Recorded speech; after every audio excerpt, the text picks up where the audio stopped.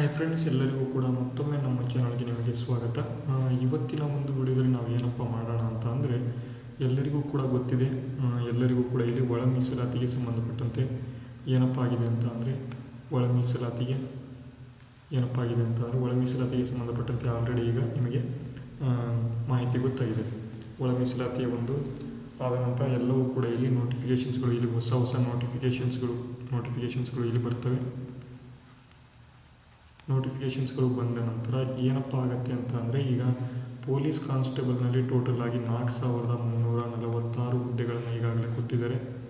ಅದನ್ನು ಭರ್ತಿ ಮಾಡಿಕೊಡ್ಬೇಕು ಅಂತ ಕೂಡ ಇಲ್ಲಿ ಮಾಹಿತಿ ಬರ್ತಾ ಇದೆ. ಈ ಎಲ್ಲ 4346 ಹುದ್ದೆಗಳು ಪೊಲೀಸ್ ಕಾನ್ಸ್ಟೇಬಲಲ್ಲಿ ಸಿವಿಲ್ ಪೊಲೀಸ್ ಕಾನ್ಸ್ಟೇಬಲ್ ಬರ್ತದೆ, KSISF ಬರ್ತದೆ, ಹಾಗೆ ಇಲ್ಲಿ DAR ಪೊಲೀಸ್ ಕಾನ್ಸ್ಟೇಬಲ್ ಬರ್ತದೆ, CAR ಪೊಲೀಸ್ ಕಾನ್ಸ್ಟೇಬಲ್ ಬರ್ತದೆ. ಇದೇ ರೀತಿಯಲ್ಲಿ ಬೇರೆ ಬೇರೆ ಒಂದು KSISF ಆಗಿರ್ಬೋದು, CR KSRP ಪೊಲೀಸ್ ಕಾನ್ಸ್ಟೇಬಲ್ ಬರ್ತದೆ. ಈ ಎಲ್ಲ ಪೊಲೀಸ್ ಕಾನ್ಸ್ಟೇಬಲ್ಗಳು ಕೂಡ ಇಲ್ಲಿ ನಮಗೆ ನೋಟಿಫಿಕೇಶನ್ ಬರ್ತಾ ಹೋಗ್ತದೆ. ಇವೆಲ್ಲವಕ್ಕೂ ಕೂಡ ಈಗಾಗಲೇ 2 ವರ್ಷಗಳ ಒಂದು ವಯೋಮಿತಿ ಸಡಿಲಿಕೆ, ಏಜ್ ರಿಲ್ಯಾಕ್ಸೇಷನನ್ನು ಕೂಡ ಈಗ ಕೊಟ್ಟಿದ್ದಾರೆ. ಹಾಗಾದರೆ ನಾವೇನಪ್ಪ ಮಾಡಬೇಕಪ್ಪ ಅಂತಂದರೆ, ಈಗ ಭಾರತದ ಸಂವಿಧಾನಕ್ಕೆ ಸಂಬಂಧಪಟ್ಟಂತೆ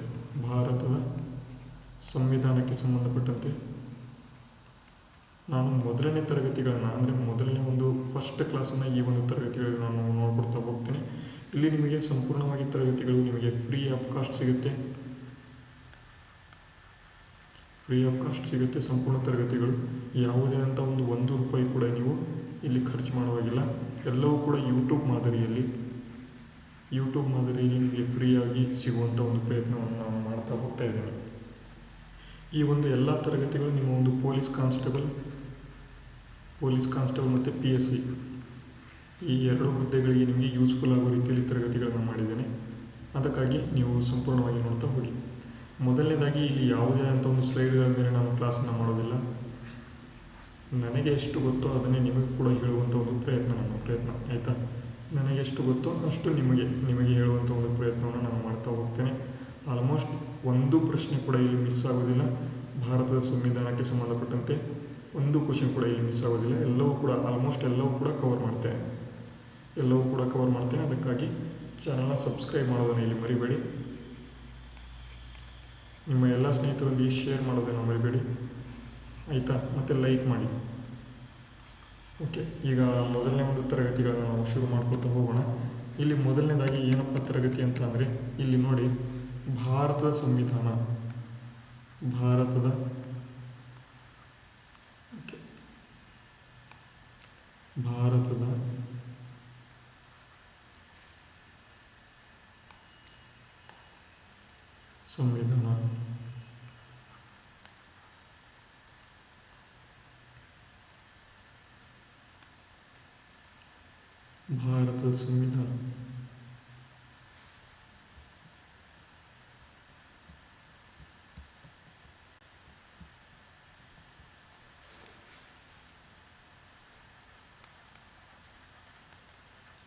ಸಂವಿಧಾನಕ್ಕೆ ಸಂಬಂಧಪಟ್ಟಂತೆ ನಾವು ನೋಡ್ಕೊಳ್ತಾ ಹೋಗೋಣ. ಓಕೆನಾ. ಮೊದಲನೇದಾಗಿ ಭಾರತದ ಸಂವಿಧಾನ ಎಷ್ಟು ಪಾರ್ಟ್ಗಳನ್ನು ಇಲ್ಲಿ ಒಳಗೊಂಡಿದೆ, ಎಷ್ಟು ಭಾಗಗಳನ್ನು ಇಲ್ಲಿ ಒಳಗೊಂಡಿದೆ ಅಂತ ಇಲ್ಲಿ ಪ್ರಶ್ನೆ ಕೇಳಬಹುದು. ನಮ್ಮ ಒಂದು ಭಾರತದ ಸಂವಿಧಾನ ಎಷ್ಟು ಪಾರ್ಟನ್ನು ಒಳಗೊಂಡಿದೆ ಅಂತ ಅಂದರೆ 22 ಭಾಗಗಳನ್ನು ಇಲ್ಲಿ ಒಳಗೊಂಡಿದೆ.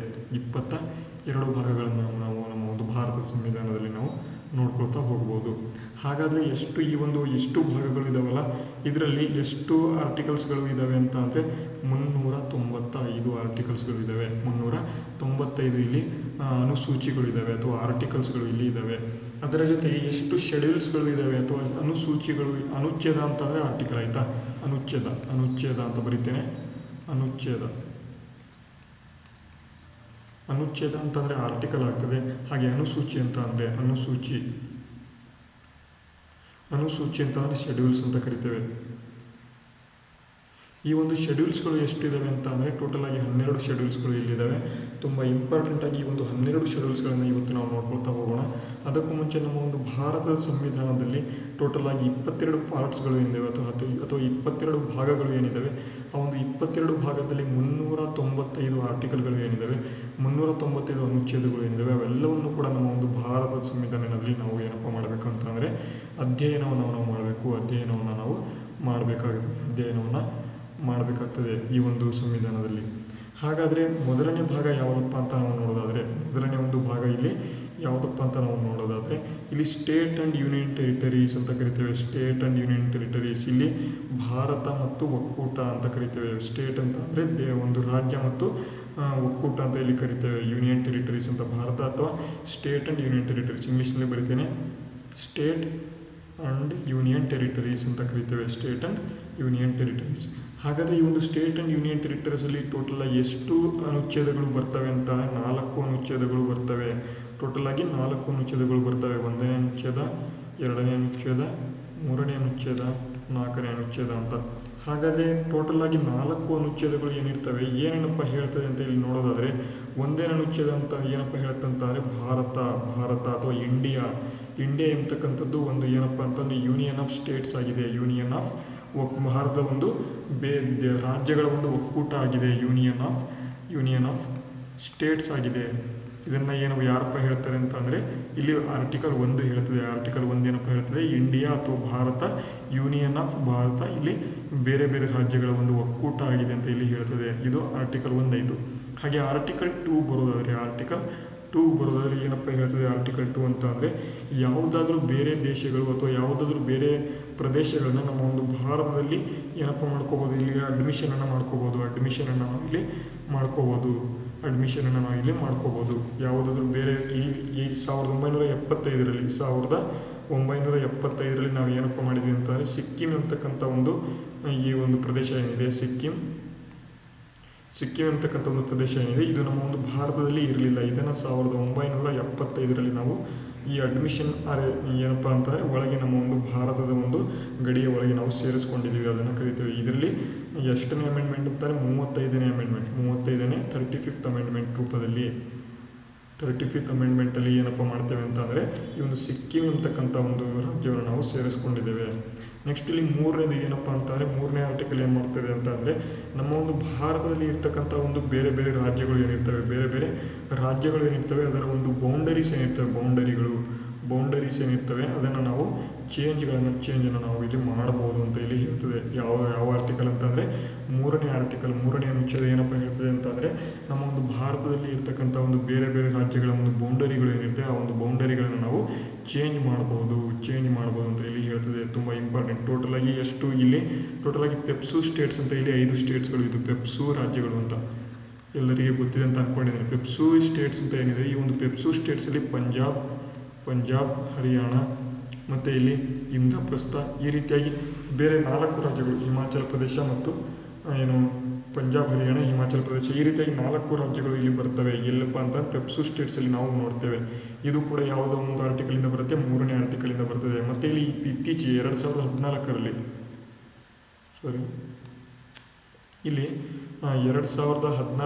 ಏನಪ್ಪ ಆಯಿತು ಅಂತ ಅಂದರೆ ಇಲ್ಲಿ ಆಂಧ್ರ ಪ್ರದೇಶದಿಂದ ತೆಲಂಗಾಣ ಇಲ್ಲಿ ಬೈಫರ್ಕೇಟ್ ಆಯಿತು. ಹಾಗಾದರೆ ಒಂದು ತೆಲಂಗಾಣ ಯಾವ ಒಂದು ಆರ್ಟಿಕಲಲ್ಲಿ ಅಂಡರಲ್ಲಿ ಬೈಫರ್ಕೇಟ್ ಆಯಿತು ಅಂತಂದರೆ ಆರ್ಟಿಕಲ್ 3ರಲ್ಲಿ ಇಲ್ಲಿ ಬೈಫರ್ಕೇಟ್ ಆಯಿತು ಅಂತಕ್ಕಂಥದ್ದು ಆಯಿತಾ.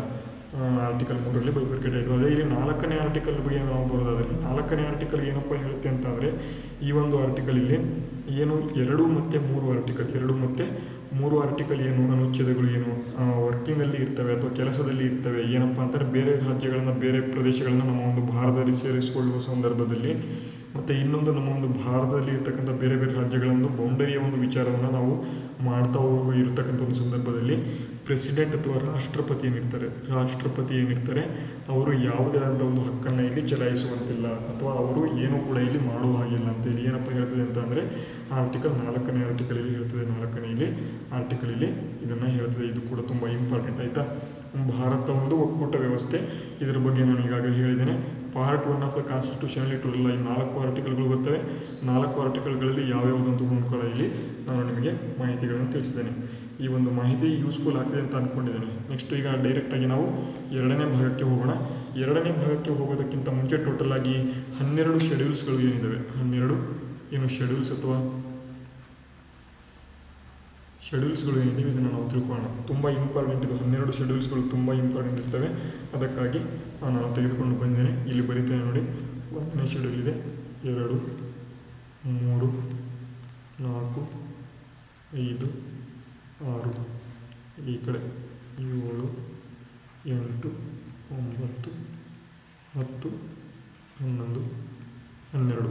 ಟೋಟಲ್ ಆಗಿ ನಮ್ಮ ಒಂದು ಭಾರತದ ಒಂದು ಸಂವಿಧಾನ ಏನಿದೆ, ಭಾರತದ ಇದು ಯಾಕಪ್ಪ ಹಿಂಗಾಗ್ತಿದೆ,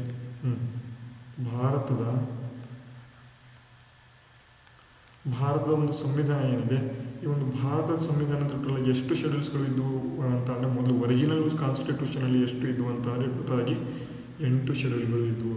ಟೋಟಲ್ ಆಗಿ ಇನ್ನು 4 ಶೆಡ್ಯೂಲ್ಗಳನ್ನು ಇತ್ತೀಚೆಗೆ ನಾವು ಏನಪ್ಪ ಮಾಡಿದ್ದೇವೆ ಅಂತಂದರೆ ಅಮೆಂಡ್ಮೆಂಟ್ ಮಾಡುವ ಮುಖಾಂತರ, ತಿದ್ದುಪಡಿ ಮಾಡ್ತಕ್ಕಂಥ ಮುಖಾಂತರ, ತಿದ್ದುಪಡಿಗಳನ್ನು ಮಾಡುವ ಮುಖಾಂತರ ನಾವು ಏನಪ್ಪ ಮಾಡಿದ್ದೇವೆ, 4 ಶೆಡ್ಯೂಲ್ಗಳನ್ನು ನಾವು ಯಾರನ್ನ ಇಲ್ಲಿ ಮಾಡಿದ್ದೇವೆ. ಆಯಿತಾ? ಹಾಗಾದರೆ ಮೊದಲನೇ ಶೆಡ್ಯೂಲ್ ಏನಪ್ಪ ಹೇಳುತ್ತೆ ಅಂತ ಅಂದರೆ Indian is A union of States ಅಂತ ಹೇಳುತ್ತೆ. ಭಾರತ ಒಂದು ರಾಜ್ಯಗಳ ಒಕ್ಕೂಟವಾಗಿದೆ. ಭಾರತ ಒಂದು ರಾಜ್ಯಗಳ ಒಕ್ಕೂಟ ಆಗಿದೆ. ಭಾರತ ರಾಜ್ಯಗಳ ಒಂದು ಒಕ್ಕೂಟ ಆಗಿದೆ ಅಂತ ಇಲ್ಲಿ ಯಾವುದಪ್ಪ ಹೇಳುತ್ತೆ ಅಂತಂದರೆ 1ನೇ ಶೆಡ್ಯೂಲ್ ಹೇಳ್ತದೆ. 1ನೇ ಶೆಡ್ಯೂಲ್ ಏನಪ್ಪ ಹೇಳ್ತದೆ, ಭಾರತ ಒಂದು ರಾಜ್ಯಗಳ ಒಂದು ಒಕ್ಕೂಟ ಆಗಿದೆ ಅಂತ ಇಲ್ಲಿ ಹೇಳ್ತದೆ. ತುಂಬ ಇಂಪಾರ್ಟೆಂಟ್ ಆಯಿತಾ? ನೆಕ್ಸ್ಟು ಇಲ್ಲಿ 2ನೇ ಒಂದು ಶೆಡ್ಯೂಲ್ ಏನಪ್ಪ ಹೇಳ್ತದೆ ಅಂತಂದರೆ, 2ನೇ ಶೆಡ್ಯೂಲ್ ಇಲ್ಲಿ ಏನಪ್ಪ ಹೇಳುತ್ತೆ ಅಂತಂದರೆ, ಈ ಒಂದು ಏನು ಪ್ರಧಾನಮಂತ್ರಿಗಳು ಆಗಿರ್ಬೋದು, ಮಂತ್ರಿಗಳು ಅಥವಾ ಏನು ಯಾರ್ಯಾವ ಬೇರೆ ಬೇರೆ ಒಂದು MP ಆಗಿರ್ಬೋದು, MLA ಆಗಿರ್ಬೋದು, ಎಲ್ಲರಿಗೂ ಕೂಡ ಇಲ್ಲಿ ಸ್ಯಾಲರಿ ಅಥವಾ ಭತ್ಯೆ ಏನಿದೆ, ಸ್ಯಾಲರಿ ಅಂತ ಕರಿತೇವೆ. ಸ್ಯಾಲರಿ ಅಂತ ನಮ್ಮ ಒಂದು ಕನ್ನಡದಲ್ಲಿ ಭತ್ಯೆ ಅಂತ, ವೇತನ ಭತ್ಯೆ ಅಂತ ಕರಿತೇವೆ. ಈ ಒಂದು ಭತ್ಯೆಗಳ ಬಗ್ಗೆ ಯಾರಪ್ಪ ಹೇಳ್ತದೆ ಅಂತಂದರೆ ಇಲ್ಲಿ ಶೆಡ್ಯೂಲ್ 2ನಲ್ಲಿ ನಾವು ನೋಡ್ತೇವೆ. ಶೆಡ್ಯೂಲ್ 2ನಲ್ಲಿ ಸ್ಯಾಲರಿ ಅಥವಾ ಭತ್ಯೆಗಳ ಬಗ್ಗೆ ನಾವು ಇಲ್ಲಿ ನೋಡ್ತೇವೆ. ಅದೇ 3ನೇದು ಏನಪ್ಪ ಅಂತಂದರೆ ಓತ್ ಆ್ಯಂಡ್ ಅಫರ್ಮೇಷನ್ಸ್. ಏನಪ್ಪ ಓತ್ ಆ್ಯಂಡ್ ಅಫರ್ಮೇಷನ್ಸ್ ಅಂತ ಅಂದರೆ, ನಾವೇನಾದರೂ ಏನು ಭಾರತದಲ್ಲಿ ಪ್ರೆಸಿಡೆಂಟ್ ಏನಿರ್ತಾರೆ, ರಾಷ್ಟ್ರಪತಿ ಏನಿರ್ತಾರೆ, ಏನು ಪ್ರಧಾನಮಂತ್ರಿಯವರಿಗೆ PM ಅವರಿಗೆ ಪ್ರಮಾಣ ವಚನವನ್ನು ಸ್ವೀಕಾರ ಮಾಡ್ತಾರೆ. ಈ ಒಂದು ಪ್ರಮಾಣ ವಚನದ ಬಗ್ಗೆ ಎಲ್ಲಿಯಪ್ಪ ನಾವು ನೋಡ್ತೇವೆ ಅಂತ ಅಂದರೆ ಈ ಒಂದು 3ನೇ ಶೆಡ್ಯೂಲ್ನಲ್ಲಿ ನಾವು ನೋಡ್ತೇವೆ. ಅದನ್ನು ಓತ್ ಆ್ಯಂಡ್ ಅಫರ್ಮೇಷನ್ಸ್ ಅಂತ ಇಂಗ್ಲೀಷ್ನಲ್ಲಿ ಕರೆಯಲಾಗ್ತದೆ. ಇದನ್ನು ಕೂಡ ನೆನ್ಪಿಟ್ಕೊಳ್ಳಿ. ಇಂಗ್ಲೀಷ್ನಲ್ಲೂ ಕೂಡ ನೆನ್ಪಿಟ್ಕೊಂಡ್ರೆ ನಿಮಗೆ ಪ್ರಶ್ನೆ ಎಲ್ಲೂ ಕೂಡ ಇಲ್ಲಿ ಮಿಸ್ ಆಗೋದಿಲ್ಲ. ಓಕೆನಾ? ಹಾಗೆ 4ನೇದು ಏನಪ್ಪ ಹೇಳುತ್ತೆ ಅಂತ ಅಂದರೆ ರಾಜ್ಯಸಭೆಯಲ್ಲಿ ಇರ್ತಕ್ಕಂಥ ಒಂದು ಸೀಟ್ಸ್ ಬಗ್ಗೆ ಹೇಳುತ್ತೆ. ರಾಜ್ಯಸಭೆಯಲ್ಲಿ ಇರ್ತಕ್ಕಂಥ ಒಂದು ಸೀಟ್ಸ್ಗಳ ಬಗ್ಗೆ ಹೇಳುತ್ತೆ. ಸೀಟ್ಸ್ಗಳ ಬಗ್ಗೆ ಯಾವುದಪ್ಪ ಹೇಳುತ್ತೆ ಅಂದರೆ 4ನೇ ಅನುಸೂಚಿ ಹೇಳುತ್ತದೆ. ಅದೇ ರೀತಿ 5ನೇ ಅನುಸೂಚಿ ಏನಪ್ಪ ಹೇಳುತ್ತೆ ಅಂತ ನಾವು ನೋಡೋದಾದರೆ ಸ್ಪೆಷಲ್ ಪ್ರಾವಿಷನ್ ಇದೆ. ಸ್ಪೆಷಲ್ ಪ್ರಾವಿಷನ್ ಯಾರಿಗೆ ಅಂತ SC ಮತ್ತು ST ಸ್ಪೆಷಲ್ ಪ್ರಾವಿಷನ್ ಇದೆ. ಸ್ಪೆಷಲ್ ಪ್ರಾವಿಷನ್ ಯಾರಿಗಪ್ಪ ಇದೆ ಅಂತಂದರೆ SC ಮತ್ತು ST ಅವರಿಗೆ ಸ್ಪೆಷಲ್ ಪ್ರಾವಿಷನ್ ಯಾರಪ್ಪ ಹೇಳುತ್ತೆ ಅಂತಾರೆ 5ನೇ ಅನುಸೂಚಿಯಲ್ಲಿ ನಾವು ನೋಡ್ಬೋದು. ನೆಕ್ಸ್ಟು ಅದೇ ರೀತಿ 6ನೇ ಅನುಸೂಚಿ ಅಂತಾರೆ ಟೋಟಲ್ ಆಗಿ 4 ರಾಜ್ಯಗಳಿದ್ದಾವೆ. 4 ರಾಜ್ಯಗಳನ್ನು ಯಾವ ರೀತಿ ನೆನ್ಪಿಟ್ಕೋಬೇಕು, ATMM ಅಂತ ನೆನ್ಪಿಟ್ಕೋಬೇಕು. ATMM ಅಂತ ನೋಡಿ. A ಅಂದರೆ ಅಸ್ಸಾಂ, T ಅಂದರೆ ತ್ರಿಪುರ, M ಅಂದರೆ ಮಿಜೋರಾಂ, ಹಾಗೆ ಇನ್ನೊಂದು ಯಾವುದಪ್ಪ ಅಂತಂದರೆ ಇನ್ನೊಂದು M ಅಂತ ಮೇಘಾಲಯ. ಇಲ್ಲಿ 5ನೇ ಅನುಸೂಚಿ ಪ್ರಾವಿಷನ್ ಫಾರ್ SC ST ಕೊಡೋದಾದರೆ, ಅದೇ ಇಲ್ಲಿ 6ನೇ ಅನುಸೂಚಿ ಅಸ್ಸಾಂ, ತ್ರಿಪುರ, ಮೇಘಾಲಯ ಮತ್ತು ಮಿಜೋರಾಂಗಳಿಗೆ 4 ರಾಜ್ಯಗಳಿಗೆ ಸ್ಪೆಷಲ್ ಪ್ರಾವಿಷನ್ ಕೊಡುತ್ತೆ. ಪ್ರಾವಿಷನ್ ಇಲ್ಲಿ ಕೊಡ್ತಾ ಹೋಗ್ತದೆ. ಇದು ಕೂಡ ತುಂಬ ಇಂಪಾರ್ಟೆಂಟ್ ಆಯಿತಾ? ಅದೇ ರೀತಿ 7ನೇ ಒಂದು ಅನುಸೂಚಿಗೆ ನಾವು ಬರೋದಾದರೆ 7ನೇ ಅನುಸೂಚಿ ಏನಿದೆ ಅಂತಂದರೆ ಭಾರತದ ಒಂದು ರಾಜ್ಯಗಳು ಮತ್ತು ಯೂನಿಯನ್ ಅಥವಾ ಒಕ್ಕೂಟದಲ್ಲಿ ಅಥವಾ ಇಲ್ಲಿ separation of power between state and centre ಅಂತ ಕರಿತೇವೆ. ಕೇಂದ್ರ ಮತ್ತು ರಾಜ್ಯಗಳ ಒಂದು ಏನು ಬೇರೆ ಬೇರೆ ಪವರ್ಸ್ಗಳು ಅಥವಾ ಏನು ಪವರ್ಸ್ಗಳು ಇರ್ತವೆ ಅದನ್ನು ಸಪ್ರೇಟ್ ಮಾಡೋದು ಯಾವ ಆರ್ಟಿಕಲ್ ಅಂತಂದರೆ ಯಾವ ಒಂದು ಅನುಸೂಚಿ ಅಂತಂದರೆ 7ನೇ ಅನುಸೂಚಿ ಬಗ್ಗೆ ನಾವು ಇಲ್ಲಿ ನೋಡ್ಬೋದು. ರಾಜ್ಯ ಮತ್ತು ಕೇಂದ್ರದ ನಡುವೆ ಇರತಕ್ಕಂಥ ಒಂದು ಅನುಸೂಚಿ ರಾಜ್ಯ ಮತ್ತು ಕೇಂದ್ರದ ಬಗ್ಗೆ ಇರತಕ್ಕಂಥ ಒಂದು ಅನುಸೂಚಿ ಯಾವುದಪ್ಪ ಅಂದರೆ 7ನೇ ಅನುಸೂಚಿ ಅಂತ ಇಲ್ಲಿ ಹೇಳ್ತೇವೆ. ಅದೇ ರೀತಿ 8ನೇ ಅನುಸೂಚಿ ಬಗ್ಗೆ ಟೋಟಲ್ ಆಗಿ ಯಾವ ರೀತಿ ಇದೆ ಅಂತಂದರೆ ಇಲ್ಲಿ 8ನೇ ಅನುಸೂಚಿಯಲ್ಲಿ 22 ಭಾಷೆಗಳು ನಮ್ಮ ಒಂದು ಭಾರತದಲ್ಲಿ ಯಾವ್ಯಾವ ಭಾಷೆಗಳು ಇಲ್ಲಿ ಕಾನ್ಸ್ಟಿಟ್ಯೂಷನ್ ಅಥವಾ ಭಾರತ ಸಂವಿಧಾನದ ಅಡಿಯಲ್ಲಿ ಇದ್ದಾವೆ ಅಂತ ಇಲ್ಲಿ ಹೇಳುತ್ತೆ. ಯಾವ್ಯಾವ ಭಾಷೆಗಳು ಅಂತ 22 ಭಾಷೆಗಳಿದ್ದಾವೆ, ಇದ್ರ ಬಗ್ಗೆ ಹೇಳುತ್ತೆ. ಇನ್ನೊಂದು 7ನೇ ಆರ್ಟಿಕಲ್ ಇನ್ನೊಂದು ಹೇಳೋದು ನಾವು ಮರೆತುಬಿಟ್ಟೆ. ಏನಪ್ಪ ಅಂತ ಈ ಒಂದು ರಾಜ್ಯ ಮತ್ತು ಕೇಂದ್ರದ ಅಡಿಯಲ್ಲಿ ಏನು 3 ಲಿಸ್ಟ್ಗಳು ಇರ್ತವೆ. ಯಾವ ಲಿಸ್ಟ್ ಅಂತಂದರೆ ಕೇಂದ್ರ ಪಟ್ಟಿ, ರಾಜ್ಯ ಪಟ್ಟಿ, ಮತ್ತು ಇಲ್ಲಿ ಇನ್ನೊಂದು ಯಾವುದಪ್ಪ ಅಂತಂದರೆ concurrent list, state list, central list, concurrent list. Total ಆಗಿ 3 ಲಿಸ್ಟ್ಗಳು ಇರ್ತವೆ. ಇದರ ಬಗ್ಗೆ ಇಲ್ಲಿ ಮಾಹಿತಿಗಳನ್ನು ಕೊಟ್ಟಿದ್ದಾರೆ. ಹಾಗಾದರೆ ಈ ಒಂದು ಸೆಂಟ್ರಲ್ ಲಿಸ್ಟಲ್ಲಿ ಟೋಟಲ್ ಆಗಿ ಎಷ್ಟು ಏನು PTAಗಳು ಇದ್ದಾವೆ ಅಂತಂದರೆ ಸೆಂಟ್ರಲ್ ಲಿಸ್ಟಲ್ಲಿ ಇಲ್ಲಿ 61 ಇದ್ದಾವೆ, ಇಲ್ಲಿ 100 ಇದ್ದಾವೆ. ಸೆಂಟ್ರಲ್ ಲಿಸ್ಟಲ್ಲಿ 100 ಇದ್ದಾವೆ. ಅದೇ ಇಲ್ಲಿ ಸ್ಟೇಟ್ ಲಿಸ್ಟಲ್ಲಿ ಎಷ್ಟಿದ್ದಾವೆ ಅಂತಂದರೆ ಸ್ಟೇಟ್ ಲಿಸ್ಟಲ್ಲಿ 61 ಇದ್ದಾವೆ. ಅದೇ ಇಲ್ಲಿ ಕಂಕರೆಂಟ್ ಲಿಸ್ಟಲ್ಲಿ ಎಷ್ಟಿದ್ದಾವೆ ಅಂತಂದರೆ 52 ಇಲ್ಲಿ ಪಾಠಗಳು ಇಲ್ಲಿ ನಾವು ನೋಡ್ತಾ ಹೋಗ್ಬೋದು. ಇದು ಕೂಡ 7ನೇ ಅನುಸೂಚಿಗೆ ಸಂಬಂಧಪಟ್ಟಂಥ ಇರತಕ್ಕಂಥದ್ದು. ರಾಜ್ಯ ಪಟ್ಟಿ, ಕೇಂದ್ರ ಪಟ್ಟಿ ಮತ್ತು ಸಮವರ್ತಿ ಪಟ್ಟಿ ಅಂತ ನಾವು ನೋಡ್ತೇವೆ, ಅದನ್ನು ನೆನಪಿಟ್ಕೊಳ್ಳಿ. ನೆಕ್ಸ್ಟ್ 9ನೇ ಒಂದು ಅನುಸೂಚಿ ಏನಪ್ಪ ಹೇಳುತ್ತೆ ಅಂತ ನಾವು ನೋಡೋದಾದರೆ 9ನೇ ಅನುಸೂಚಿ ಏನಪ್ಪ ಅಂತಂದರೆ ಲ್ಯಾಂಡ್ ರಿಫಾರ್ಮ್ ಬಗ್ಗೆ ಇಲ್ಲಿ ಹೇಳ್ತದೆ.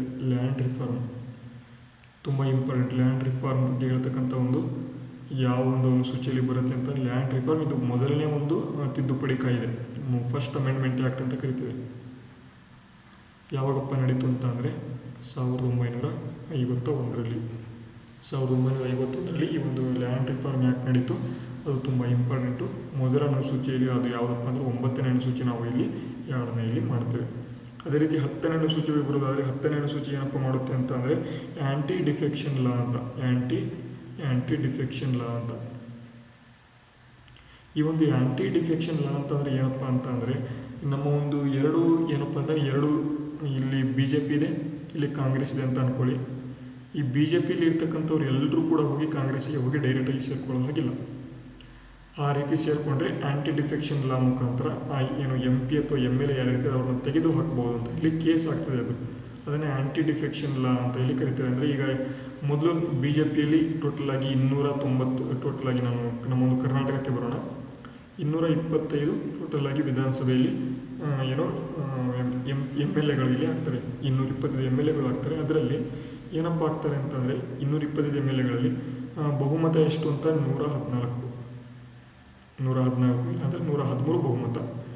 ಇಲ್ಲಿ ಕೆಲವೊಬ್ಬರು ಈಗ ಕಾಂಗ್ರೆಸ್ ಈಗ ಕರೆಂಟ್ ಸೆಷನ್ ಟೈಮಲ್ಲಿ ಕಾಂಗ್ರೆಸ್ ಈಗ ಏನಪ್ಪ ರಾಜಕೀಯ ನಡೆಸ್ತಾ ಇದೆ. ಅವ್ರ ಹತ್ರ ಜಾಸ್ತಿ ವೋಟ್ಸ್ಗಳಿದ್ದಾವೆ ಅಂತ ಅಂದ್ಕೊಳ್ಳಿ, ಈ ಒಂದು ಸ್ಥಾನಗಳಿದ್ದಾವೆ ಅಂತ. ಈ 113ರಲ್ಲಿ ಏನಾದರೂ ಇಲ್ಲಿಂದ ಈ ಮೈತ್ರಿ ಸರ್ಕಾರ ಏನು ಮಾಡ್ತಾ ಇದೆ, ಇದೇನಾದರೂ 113 ಬಿಟ್ಟು ಈಗ 112 ಈಗ ಯಾರ ಹತ್ರ ಇದೆ, BJP ಹತ್ರ ಇದೆ ಅಂತ ಅಂದ್ಕೊಳ್ಳಿ. ಇದರಲ್ಲಿ ಇರ್ತಕ್ಕಂಥ ಡೈರೆಕ್ಟಾಗಿ ಹೋಗಿ BJPಗೆ ಹೋಗಿ ಏನಪ್ಪ ಮಾಡುವಾಗಿಲ್ಲ, ಈ ಒಂದು ಸರ್ಕಾರ ಇದೆ ಬೆಳೆಸೋ ಹಾಗಿಲ್ಲ. ಅದನ್ನು ಬೆಳೆಸ್ತಾ ಇದ್ರು, ಮೊದಲು ಈ ರೀತಿಯಾಗಿ ಬೆಳೆಸ್ತಾ ಇದ್ರು, ಅದಕ್ಕಾಗಿ ಈಗ ಬೆಳೆಸೋ ಹಾಗಿಲ್ಲ ಅಂತ ಆ್ಯಂಟಿ ಡಿಫೆಕ್ಷನ್ ಆಫ್ ಲಾ ಅಂತ ಇಲ್ಲಿ ತೆಗೆದರು.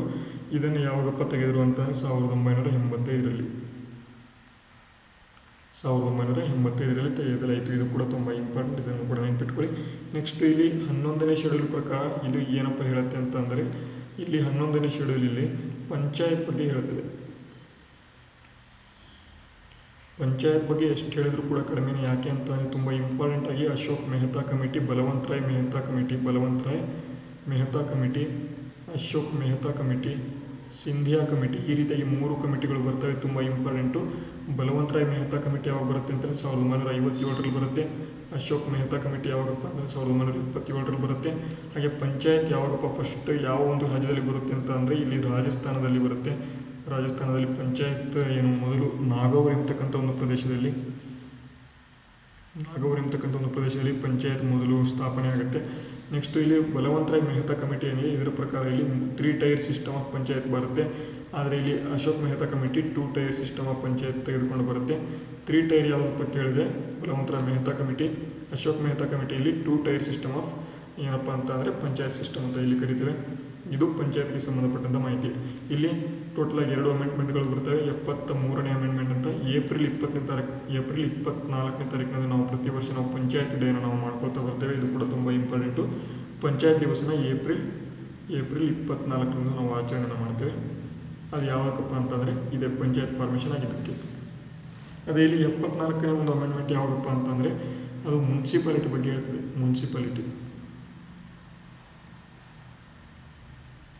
ಮುನ್ಸಿಪಾಲಿಟಿ ಬಗ್ಗೆ ಹೇಳ್ತದೆ. ಅದು ಯಾವುದಪ್ಪ ಅಂತಂದರೆ 74ನೇ ಅಮೆಂಡ್ಮೆಂಟ್ ಇಲ್ಲಿ 74th ಅಮೆಂಡ್ಮೆಂಟ್. 74th ಅಮೆಂಡ್ಮೆಂಟ್ ಏನಪ್ಪ ಹೇಳ್ತಂತಾರೆ, ಮುನ್ಸಿಪಾಲಿಟಿ ಬಗ್ಗೆ ಇಲ್ಲಿ ಹೇಳ್ತದೆ.